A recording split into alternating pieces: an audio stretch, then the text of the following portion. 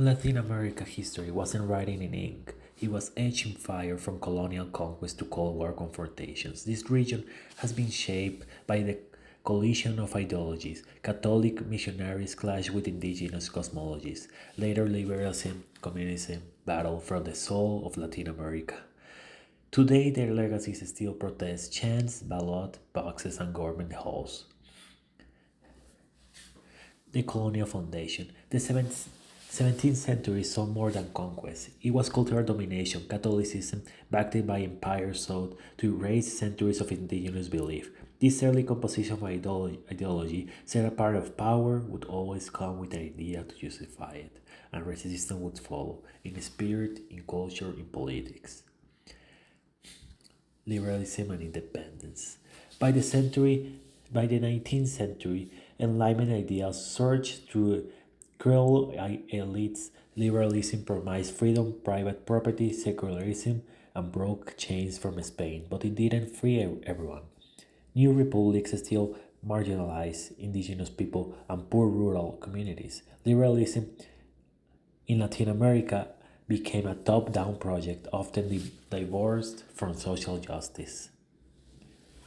The 20th century brought a new wave, Marxism. It spoke to landless, the poor, disfranchised from Cuba Revolution in 1959 to guerrilla movements in Nicaragua, El Salvador, and Colombia. Communism challenged oligarchic elites and US backed regimes, but the Cold War made Latin America a chessboard. Washington feared a red tide. CIA coups, military dictatorships, and death squads follow all in the name of containing communism.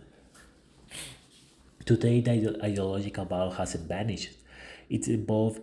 It's evolved. Socialist movement have returned in Venezuela, Bolivia, and Chile, challenging neoliberal policies that left inequality unchecked. Meanwhile, the indigenous movement are reclaiming voice and land demanding and political model rooted not in Europe or the US, but in ancestral ways of life.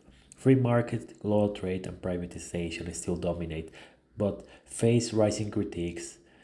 Democracy in Latin America is caught in tension between memory and future, between equality and justice, between liberalism, promises, and socialism's demands. To conclude this, the crucible still burns. Latin America's story isn't just one of conquest or revolution. It's a living dialogue between clashing worldviews, from the fire of colonialism to flames of Cold War conflict. Ideologies have shaped borders, economies, and identities.